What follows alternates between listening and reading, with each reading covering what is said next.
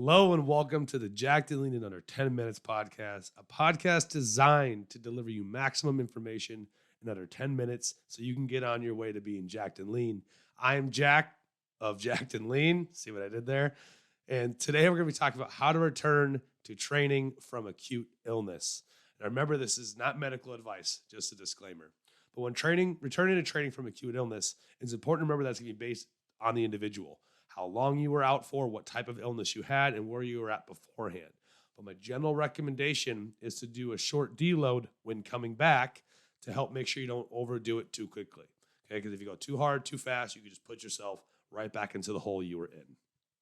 Now, when it comes to exercise and immunity, we have a few prevailing hypotheses. There's one called the JNS hypothesis, which is what we essentially know as the fact that exercise helps with your immunity a little bit. So if we have an average person, a moderate amount of exercise with a moderate amount of intensity tends to help our immune system. But if we do too much, we can put ourselves into that recovery hole and the risk of illness increases. Now, aside from the fact that elite athletes are genetic freaks, because of their training, they've also adapted such that they can handle higher levels of intensity and volume. Okay, so they won't get quite as sick with the same levels of intensity and volume as someone who's an average person. So just something to keep in mind. But on the whole, remember, exercise at a moderate amount does help you become healthier, which helps you fight off illnesses. The other prevailing hypothesis is something called the open window hypothesis. This is essentially saying when we have a really hard workout, we have what's essentially a refractory period where we go below this recovery threshold and the chance of injury or illness increases for a brief period of time until we can get back to our normal homeostatic state.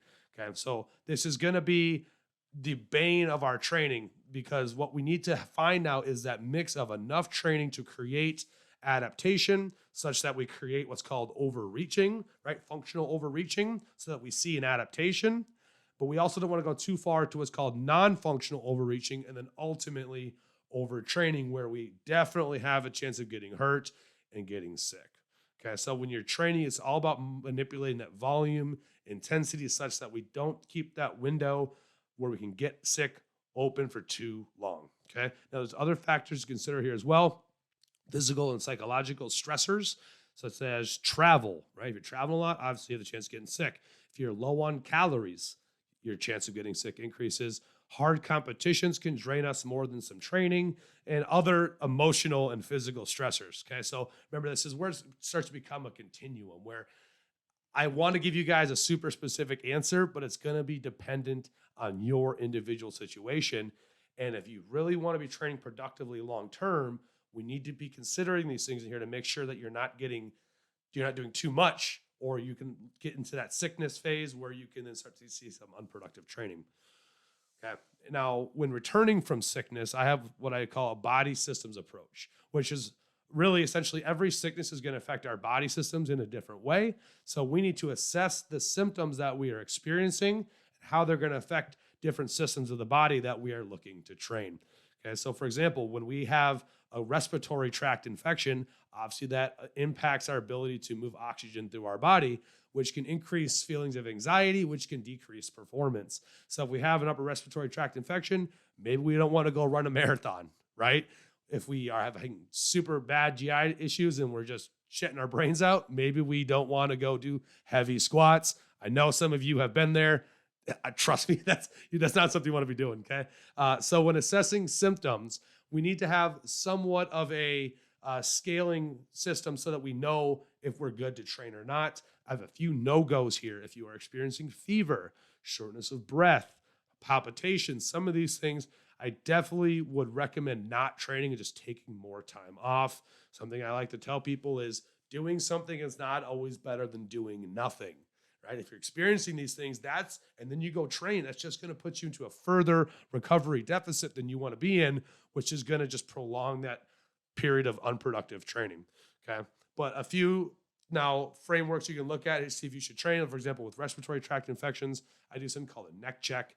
If it's typically above the neck, you might be okay to train. It's going to be dependent on how you feel and actually the type of training you're doing.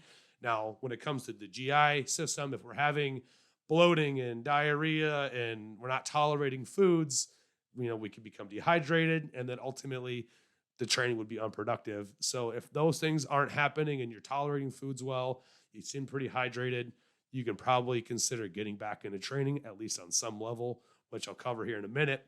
But remember, it's going to be depending on the goal of what you're trying to train.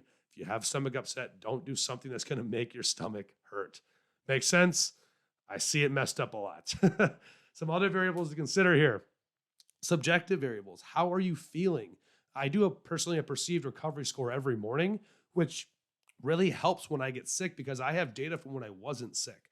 So I can basically compare those numbers on a scale of 1 to 10. And if it's where I was at before I was sick, well, shit, I'm pretty good to go, right? But if it's obviously lower, then I need to start making decisions on, am I good to train or do I need to wait a little bit longer? Desire to train is also something I coach a lot of my clients on because ultimately your desire to hit the gym is a big factor in you having a good session. Now, obviously, if you're a competitor and you're like highly motivated all the time, this is where you might need to actually pull back just a little bit because we always want to train. Other objective variables to look at here, something like body weight, sleep, your nutritional intake, your water intake. So we had how you're feeling, but what about some things that are actually impacting physiologically how you are feeling? If your body weight is down 15 pounds like mine was, I need to work on getting that back up a little bit before I can train, or I'm just getting in there to do something, which, like I said, doing something is not always better than doing nothing. Okay, so you need to think about this in context of the training session. If we're doing an arm day and you have no carbs, and you've had no water and no salt because you've been having massive diarrhea for days now, you're going to have a horrible lift and you're not going to get any pump in the muscle, which is going to psychologically make you feel bad. And also physically, you're just not going to recover from that session because you're not holding anything down. Don't train, right? If you're going to do a squat, bench, deadlift day, but you have no energy, that's a brutal session for those of you who try to do that all in one day, like a mock meet, or even one of those in a session. Don't train, or at least scale it back significantly. Okay. So I'm going to say this again because I cannot stress this enough. Doing something is not always better than doing nothing. The other day when I was sick, someone said, "Hey man, why don't you just go get something in?" And I said, "Well, do what?" Right? I don't want to just, if you can't strategically deload or you don't have a plan for deloading, you probably shouldn't train. Just take the day off. That's not something we do enough. If you think about across a year, if you get sick 1 to 2 times, it knocks you out for a few days, and you're someone who doesn't take a lot of time off from the gym, your body probably needs it. Because like I'll talk about in a minute, that might be actually one time that your joints get a little bit of time to recover. So, remember, it's okay to take days off in the gym. And that's what I want to allow you guys to get out of this is don't stress too much about it. Things will come back. Okay. So now let's move to some practical recommendations for how we can return to training. It's going to depend on where you were at in your training cycle and how long you were out for, right? If you're at the very peak end of your training with the maximum volume, maximum intensity, you might need a little bit longer to come back.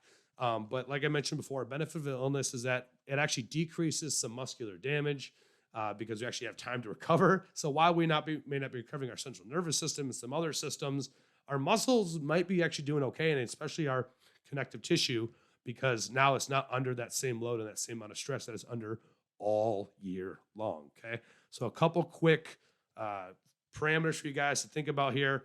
If you're had to take 0 to 1 days off because of how you were feeling, your symptoms are mild, your variables are doing all right, maybe consider going back to a pretty similar part of your training cycle. Maybe a slight deload, at least for that 1 day, a little bit of, a couple sets off here or a little bit reps in reserve there. If you're taking multiple days off, like I had to do, I definitely recommend taking a more structured deload. If you had the few days off, your movement patterns are going to be a little bit deconditioned. So take the week getting those back, get your feet back under you. I would start with 1/2 to 2/3 of your volume. Intensity can be 1 to 2, maybe 3 reps in reserve, or really obviously as you see fit. Just don't go to failure with maximum volume right away. As far as loads, I wouldn't try to max out and hit a PR in that very next workout. Obviously, you haven't been eating or sleeping or whatever, right? So I would recommend taking about a 10% drop in load just to make sure that you can have a productive session, that you're not going to try to force your body to do something that it's not ready to do. You're going to recover. It's going to be okay. Finish up that recovery and then plan to get it next week. So mind your mental game. I tell this to all my clients. You need to make sure that you're not stressing and creating additional stressors for your body that ultimately can't recover from. Okay. So when returning to training from illness, remember, it's going to be completely individual depending on the symptoms you had. If you had, like I said, upper respiratory tract infection, maybe control your cardio, session. If your GI wasn't feeling great, make sure you're scaling it to match what you can tolerate before you start to get some of that upset, right? But a deload with a little bit load coming off, maybe a couple reps in reserve, a couple sets coming off, is just going to let your body finish its recovery process. And then I would get back to your normal training the next week. So I hope you guys enjoyed the information. This is something I'll be doing a lot more of now. This is my absolute passion. So we have a few other places where you can find information. JackedNLeen.com. We're going to be launching that website here very shortly with some good information for you guys. You can follow us on Instagram at JackedNLeen or on YouTube. Thanks for tuning in. I look forward to bringing you guys more information. Have a great day.